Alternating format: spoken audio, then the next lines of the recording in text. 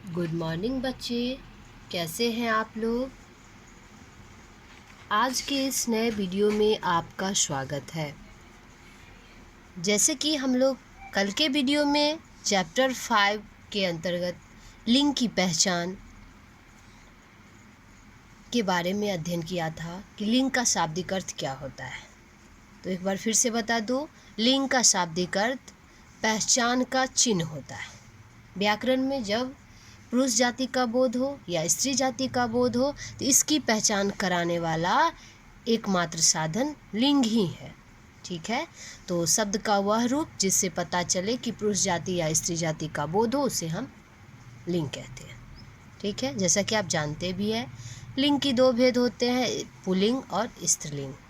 Pulling जिसमें पुरुष जाति का बोध हो, जैसे नायक, गायक। स्त्रीलिंग जिसमें स्त्री जाति का बोध हो, जैसे नायिका, गायिका इत्यादि। नेक्स्ट, लिंग की पहचान के अंतर्गत हम लोग प्राणीवाचक संज्ञा और अप्राणीवाचक संज्ञा के बारे में अध्ययन किया था।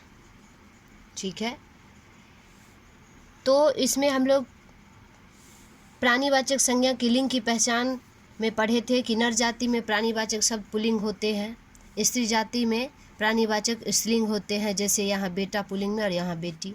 प्राणीवाचक में नित्य पुल्लिंग शब्द बताए थे, जैसे चीता, बिच्छू, उल्लू, मच्छर इत्यादि। कुछ प्राणीवाचक जो नित्य स्त्रीलिंग होते हैं, जैसे आप यहाँ पे देख रहे हैं, चींटी, चील, छिपकली, जू, कोयल, गिलहरी, मक्खी, मछली, मैना, लोमड़ी, ये सब हमेशा नित्य स्त्रीलिंग होते हैं। ठीक है, कुछ उभयलिंग के बारे में पढ़े थे, अर्थात जो पुरुष के साथ प्रयोग होने पे पुल्लिंग हो जाते हैं और स्त्री के साथ प्रयोग होने पे स्त्रीलिंग हो जाते हैं, जैसे राष्ट्रपति। ठीक है, तो राष्ट्रपति, जैसे राष्ट्रपति कक्ष में पधारे, तो राष्ट्रपति कक्ष में पधारे तो राष्ट्रपति यहाँ पे पुल्लिंग का बोध हो रहा है, और राष्ट्रपति कक्ष में पधारी तो यहाँ पे राष्ट्रपति इसमें प्रयोग हो गया स्त्रीलिंग में। तो हम लोग क्या जाने कि पुरुष के साथ प्रयोग हो तो पुल्लिंग और स्त्री के साथ प्रयोग हो तो स्त्रीलिंग। तो आज हम लोग जानेंगे और प्राणीवाचक संज्ञा शब्दों की लिंग की पहचान कैसे होता है। यहाँ पे प्राणीवाचक में हम लोग पढ़े हैं कि कौन सा पुल्लिंग होता है, कौन सा प्राणी में स्त्रीलिंग होता है, और कौन सा नित्य हमेशा पुल्लिंग होता है, कौन सा नित्य हमेशा स्त्रीलिंग होता है, और उभयलिंग में दोनों में कैसे बदल जाता है, ये आप पढ़ चुके हैं। नेक्स्ट है अप्राणीवाचक संज्ञा शब्दों की लिंग की पहचान।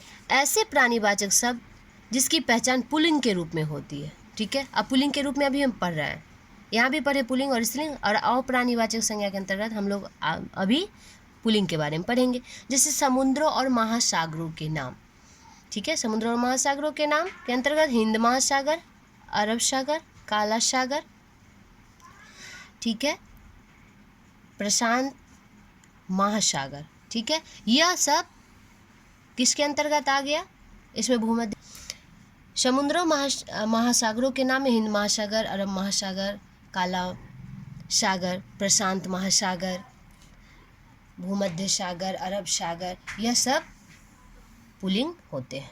देशों के नाम में भारत, पाकिस्तान, भूटान, जापान, चीन, ईरान, नेपाल आदि जो भी है देश यहाँ पे सारे पुल्लिंग के अंतर्गत आते हैं, लेकिन एक है श्रीलंका जो अपवाद है या स्त्रीलिंग है। ठीक है, ये याद रखेंगे, जितने भी देश के नाम है सारे पुल्लिंग है, लेकिन श्रीलंका जो है सिर्फ स्त्रीलिंग है। ठीक, तो नेक्स्ट है पर्वतों के नाम। हिमालय, विंध्याचल, सतपुरा, अलास्का, यह सब किसके अंतर्गत आ गया, यह सब पुल्लिंग के अंतर्गत आ गया। नेक्स्ट है ग्रहों के नाम।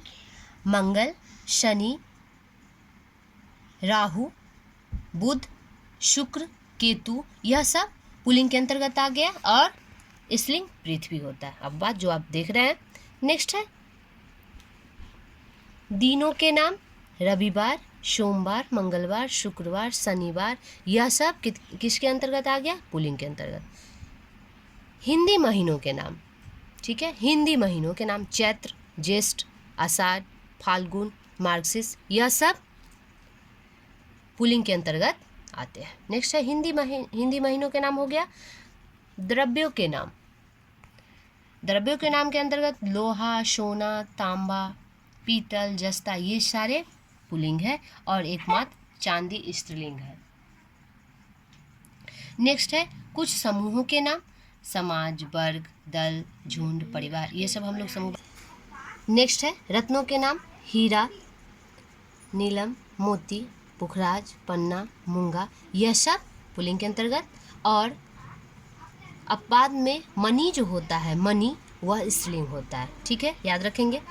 नेक्स्ट है खाने पीने के कुछ चीज़ों के नाम, दही, भात, हलवा, रायता, घी, तेल, यह सब पुल्लिंग के अंतर्गत आते हैं। नेक्स्ट है कुछ अनाजों के नाम, गेहूँ, धान, जौ, चावल, चना, बाजरा, यह सब पुल्लिंग के अंतर्गत आते हैं। कुछ पेड़ों के नाम, आम, पीपल, बरगद, जामुन, नीम, यह सब पुल्लिंग के अंतर्गत आते हैं और अप्राणीवाचक संज्ञा के अंतर्गत। शरीर के कुछ अंगों के नाम, हाथ, पैर, कान, दांत, बाल, नाखून, सिर, यह सब पुल्लिंग के अंतर्गत। आकारांत शब्द देखेंगे, लोटा, कपड़ा। आकारांत शब्द के बारे में आगे बताएंगे। आकारांत शब्द लोटा, कपड़ा, लोहा, कुर्ता, पैजामा, यह सब आ गया पुल्लिंग के अंतर्गत। अब ऐसे अप्राणीवाचक शब्द जिसकी पहचान स्त्रीलिंग के रूप में होती है। अभी हम पुल्लिंग के बारे में पढ़ चुके हैं, अब हम स्त्रीलिंग के बारे में पढ़ेंगे कि स्त्रीलिंग में क्या क्या आते हैं। जैसे नदियों के नाम में गंगा, गंडक, यमुना, झेलम, नर्मदा, सरस्वती, यह सारे जो नाम है यह सब नदी स्त्रीलिंग के रूप में आते हैं। लेकिन एक अब बात सोन, यहाँ सिर्फ सोन दिया है, लेकिन एक ब्रह्मपुत्र नदी भी है, वह भी पुल्लिंग के अंतर्गत आते हैं, याद रखेंगे। नेक्स्ट है नक्षत्रों के नाम। नक्षत्रों के नाम में रोहिणी, अश्विनी, भ्रणी, यह सब आते हैं स्त्रीलिंग के अंतर्गत। हिंदी तिथियों के नाम, पूर्णिमा, अमावस्या, एकादशी, चतुर्थी, यह सब स्त्रीलिंग के अंतर्गत आते हैं। भाषाओं के नाम, यह हिंदी, पंजाबी, चीनी, जापानी, उर्दू, कश्मीरी, मराठी, तेलुगु, असमिया, मलयालम, संस्कृत, यह सब स्त्रीलिंग के अंतर्गत आते हैं और प्राणीवाचक शब्द के अंतर्गत।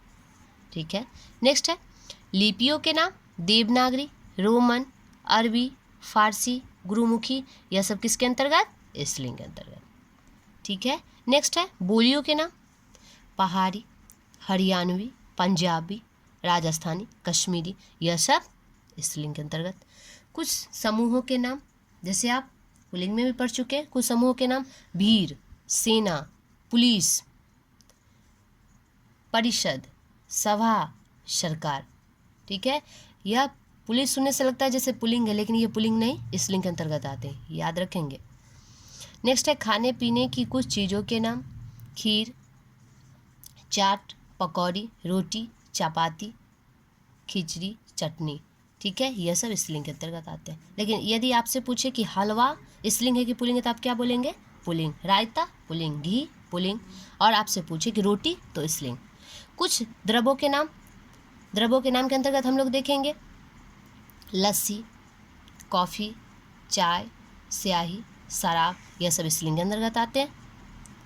कुछ अनाजों के नाम, मक्की, ज्वार, अरहर, सरसों, मूंग, यह सब स्त्रीलिंग के अंतर्गत। कुछ पेड़ों के नाम, जामुन, शीशम, इमली, लीची, नाशपाती, यह सब स्त्रीलिंग के अंतर्गत।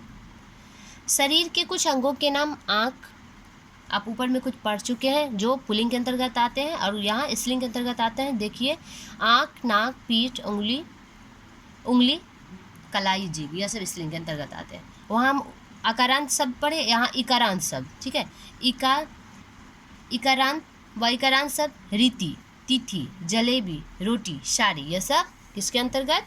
यह सब स्त्रीलिंग शब्द के अंतर्गत आते हैं। तो नेक्स्ट है नित्य पुल्लिंग एवं नित्य स्त्रीलिंग, ये आप पढ़ भी चुके हैं। नित्य पुल्लिंग और नित्य स्त्रीलिंग शब्दों के लिंग बदलने के लिए उनके क्रमशः मादा और नर शब्द लगा दिया जाता है। ठीक है, नित्य पुल्लिंग और स्त्रीलिंग में मादा और नर शब्द लगा दिया जाए। जैसे एक दिन सचमुच भेड़िया आ गया, तो भेड़िया, यहाँ पे भेड़िया पुल्लिंग। मादा भेड़िया मेमने को घूर रही थी, तो मादा भेड़िया यहाँ स्त्रीलिंग हो गया। यहाँ मादा का चर्चा करें, यहाँ भेड़िया तो पुल्लिंग हो गया। ठीक है, जैसे कोयल गाने लगी, तो कोयल स्त्रीलिंग। ठीक है, और नर कोयल ने कोय को झकाया, तो यहाँ पे हो गया। नर कोयल ने कोय को झकाया, तो यहाँ पे नर कोयल दिया, तो यहाँ पे पुल्लिंग हो जाएगा। यहाँ पे सिर्फ कोयल दिया तो स्त्रीलिंग हो जाएगा। यहाँ पे भेड़िया दिया तो पुल्लिंग, यहाँ पे मादा भेड़िया दिया तो स्त्रीलिंग। अब है एक से अधिक, ये बहुत इंपॉर्टेंट है, ध्यान से देखें।